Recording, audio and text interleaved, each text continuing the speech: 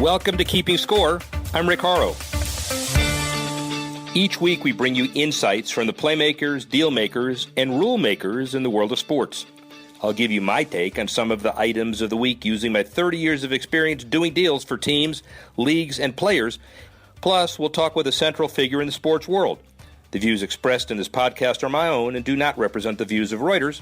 Let's get started. Sports professor Rick Horrow, and we are keeping score. Soccer over in America with higher franchise values than ever before.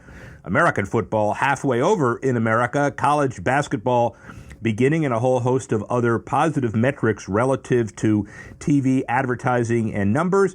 So let's deal with deal making 3-1. First, number 3. We're heading to the Super Bowl, and Super Bowl 54 ad sales continue to be higher than ever, at least the pricing is concerned. Well over $5 million per 30-second spots. Netflix, Amazon, Hulu, the streaming wars companies will be big players. Geico, Progressive, State Farm, also big players. Fox said they're going to cut one financial commercial break from each Super Bowl quarter in an attempt to combat criticism about how there are too many breaks, but it also makes the Super Bowl ad inventory scarcer and also more expensive. That's number 3. Number 2, kudos to the MLS. The Seattle Sounders, obviously a big deal. They win their championship, but 1 year, year growth in the MLS. The franchise values are up 30% from about $240 million to $313, according to Forbes. It's a 13% increase in the NBA, 11% increase in the NFL, 8% in baseball, 6% in hockey, and 30% here. LA Galaxy, LAFC, Sounders, Toronto FC, all big winners. And despite the increase in team values, though, Forbes estimates that just 7 of the league's top 24 teams turned a profit last season. Toronto FC recording the biggest loss, $19 million. But it hadn't stemmed the tide from investors looking to own an MLS franchise, even though expansion fees have soared to about $200 million. Keep it up, obviously. That's number 2. Number 1, a big deal confirming what we all know. Total advertising on connected TV devices and platforms will grow about 37.6% this year to hit $6.94 billion, forecasts eMarketer, and surpass $10 billion by 2021. When looking at ad revenues, YouTube, Hulu, Roku are leaders in the market. An eMarketer lead analyst Eric Hagstrom shared with Synopsys that users of these platforms likely either cord cutters or cord shavers. That means some TV ad buyers willing to pay a premium to reach users who are difficult to reach via traditional TV ads. The platforms are also bulking up their targeting, programmatic, and attribution capabilities in order to attract buyers from the digital world. These numbers comprise all programming, including sports. Major recent deals that pro sports leagues have gone through with the likes of Amazon and YouTube prove they understand where the current consuming world is going and already heading in that direction. So content obviously becomes different. That's number 1. Content is a big deal front and center because it's no longer an ROI-inspired activity, but it's doing right, doing great by doing good. Enter EverFi, a company that's been involved and thrust on the social scene and commercial scene, been a DC-based company, and for 12 years, they started with education and financial education, gamified learning environments now, but now community-based financial education, K through 12, including areas like opioid addiction, sexual assault, alcohol prevention, bullying prevention, character advice, STEM, wellness, a whole host of things. MLB, NHL, NFL, official relationships, 30,000 schools, the EA Sports of academic learning, some would say, 4,000 partners, youth engagement, 300 major events per year. So obviously more capable of looking at those numbers we talked about earlier and doing something with them. We caught up to co-founder Jon Chapman at a major EverFi event they held in early October that talked about philanthropy and so much more. Here's Jon Chapman. Rick Horrow at EverFi International headquarters with one of the co-founders of EverFi, Jon Chapman.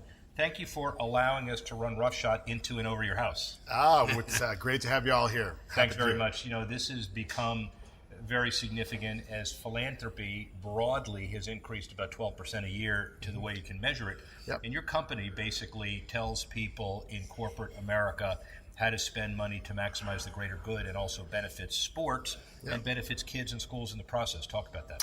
Yeah, I think at EverFi, we're really trying to equip the private sector to be a bigger, broader part of their community, beyond just sort of shareholder value. I think there's a bigger demand here in 2019 that corporations give back. And obviously, sports leagues are important corporations. And so we give them an operating system by which they can bring content into the classroom, create really highly engaging schools programs, and run that on their behalf, so that they're really supporting their efforts to be good corporate citizens. And sports leagues in many ways have a big leg up because they create a unique vantage point by which to view that content, and that's an exciting opportunity for us to work with them. We'll take a step back, though, because really your original mandate was financial literacy through technology. Correct. And then sports was an offshoot of that. Yep. But the original founding premise, talk about that. Absolutely. The founding premise was to build a learning platform that could meet kids where they were operating. Today, Generation Z are true digital natives. They don't know anything else other than how to operate in the digital medium. So we wanted to use technology as a way to teach financial education in a more engaging way. It obviously wasn't a new topic that had been focused on for many years, but we thought technology could give it a new look. We also thought that it could be a real scaling agent to reach more students in a classroom across a school district at once, so that really you were equipped with this information so you can make better and more sound financial decisions. Well, and clearly in that context, the student becomes more generally aware of how to do things that will make him a better adult, her a better adult. Yep. But also you do other things with students. I know it's not just financial literacy, it's correct. Anti-bullying. Talk about a lot of those programs. Yeah, one of the biggest areas for us in the last couple of years within the K-12 space has been social emotional learning. Yeah. We really have content that goes throughout the K-12 spectrum, starting with a program called the Compassion Project, which is teaching mindfulness amongst elementary school students, going up into one of our sports-based programs called Character Playbook that we run with the NFL and the United Way worldwide, and then going all the way into some anti-bullying programs. We have a program called Actions Matter that we work on with Major League Soccer. So those content areas outside of financial education, I'd say, are in highest demands. The other areas really are probably a couple, one around health and wellness. So we've developed a program called the Prescription Drug Safety Network. So obviously the opioid epidemic has ravaged the country. This helps those students at a young age make the right decision and not the wrong decision, and how to be safe and responsible with prescription drugs. And then lastly, I would say career preparation. So understanding the careers of the future, and really that's a big program. That's obviously a huge centerpiece of our program with the National Hockey League and the National Hockey League Players Association Future Goals, where we're teaching them about STEM-based careers through the game of hockey. These are all stellar examples and unique examples that EverFi has kind of brought to the marketing table. Yep. But it speaks a lot about the power of sports, in the sense that a lot of these things could happen, but nowhere near with the visibility and the awareness if sports wasn't part of that deal. Don't you? Absolutely. It gives us a very unique platform. Oftentimes I'll go visit schools and I'll talk to educators, and they'll consistently say, presenting this topic in a way, through the lens of sports, just creates a whole new engaging way to teach students. And really that's a big assist to teachers. I'll never forget going into a classroom where we saw a student who was working on our Hockey Scholar program, which is the curriculum around future goals, and he was learning about angles, shooting the puck off the board, and using a virtual protractor to measure those angles. What's a protractor? And the teacher said, I have the hardest time teaching kids how to use an actual physical protractor that I get from my classroom supplies, but when you put the lens of a hockey arena and shooting the puck off the board and using a virtual protractor, that concept sunk in more effectively. That's a great example. You have 100 other ones. But the other piece of this I think that's important for all of us is your ability to use philanthropy, sports, and your ingenuity to level the playing field. You've got a lot of kids who might not otherwise get the benefits of the kind of education we're talking about, but for this alignment. Absolutely. So at our baseline, when we started EverFi, our schools network was almost entirely comprised of individuals from low to moderate income under-resourced communities. So kids who really needed this assist and this lift up. So that's always been the fabric of our schools network from the very founding of the company. Sport allows us to then meet those students not only through a digital medium, but through sports heroes that they admire and look up to. And again, they're getting these resources from those audiences, from those athletes and those leagues and clubs that as I said, they look up to, and it's a really powerful combination.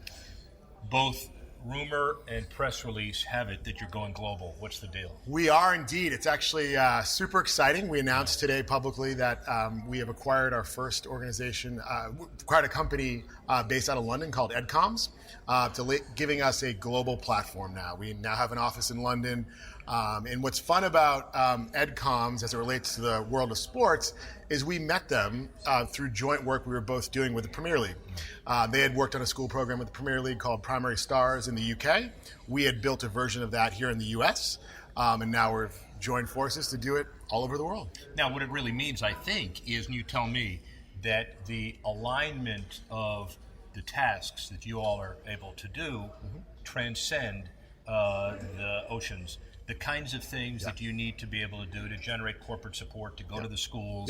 It doesn't really matter whether you're doing it in the United States or England or anywhere else. That was actually, it's a great point. It's one of the more, sort of validating pieces we discovered when we worked on the deal to acquire EdComms was there really was that appetite for corporate engagement in the classroom, for sports organizations, leagues, clubs engagement in the classroom. So certainly something that transcends borders and is not just something here in the U.S. And we're excited to prove that out over the next few years. Where is EverFi and Jon Chapman 5 years from now?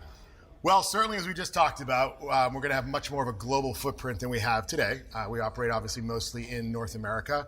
I think it's going to allow us to bring all of our programs, programs we work on in the K-12 classroom, programs we work on at the university level, programs we work on in the workplace. We'll be able to take that globally to many more markets, many more content areas that, again, is what we talked about, give an assist to young children and allow companies to really have truly the operating system they need to engage their communities. Well, all we know is philanthropy across the globe now is in pretty darn good hands. Jon Chapman, thank you. Obviously, as you look at the deals of social and philanthropy in the future, they're wrapped into business, and that's where EverFi comes in. Let's talk about tech, the top minute for the week. The New York Knicks and New Jersey Devils broadcasts will soon feature FanDuel betting. FanDuel will become an official sports gaming partner for broadcasts, as well as the Knicks and the Devils' other interests as well. The Rangers hockey telecast will include FanDuel commercials, but not betting-related content. Devils telecast updated betting odds, including a scrolling sidebar during each intermission. The partnership will also include a mix of in-game and halftime sports, branding content, and the like, an existing trend that continues. But then we're getting ready for the holidays. Spalding hosts holiday shopping events on social media. Mobile Marketer says that Spalding will host a 2-hour shopping event to give fans a chance to buy limited edition gear. Act quickly. Damian Lillard, DeMar DeRozan, and others, Kobe Bryant, the NBA global travel brand Sprayground, and other possible content. And by following the model of well-known exclusivity, similar to an online sneaker drop, it's likely the Spalding merchandise will sell out quickly and may influence future marketing tactics in other sports. And that's your Sports Tech Minute. Finally, Power Sports Philanthropy Minute, focusing pretty exclusively on Boston. We're not close to the Boston Marathon, but we can see it after the snow. $100 million in donations for cancer over its 20 years. Tucson.com, the Boston Marathon, says, after looking at that in that article, participating on behalf of the Dana-Farber Cancer Institute since 1990, runners have surpassed the $100 million fundraising mark. The research center says more than $500,000 has already been raised by runners in next year's race, putting it over the threshold. Dana-Farber was one of the first charities allowed to use the Boston Marathon as a fundraiser, and more than 500 runners are expected to take part in the 2020 race as part of the Dana-Farber Marathon Challenge, hoping to raise $6.6 $6.25 million, and 100% of the money raised from the team's Boston Marathon runners supports promising cancer research in its earliest stages. The Boston Marathon is the pinnacle of marathon and media coverage, and the race will make positive headlines as multiple charities will be highlighted on the day of the event next year, April 20, 2020. Well, that's it for this week's podcast. We'd like to thank everybody for putting it together and Jon Chapman for lending his perspective that cuts across philanthropy into business. Join us next week when we go beyond everything that's going on in current sports. And thank you once again for joining me and keeping score. Thanks for listening to this edition of Keeping Score. Assistance provided by Carla Swadek, Tanner Simpkins, Reuters Digital. I'm Rick Horrow. Thanks again for listening. See you next time on Keeping Score.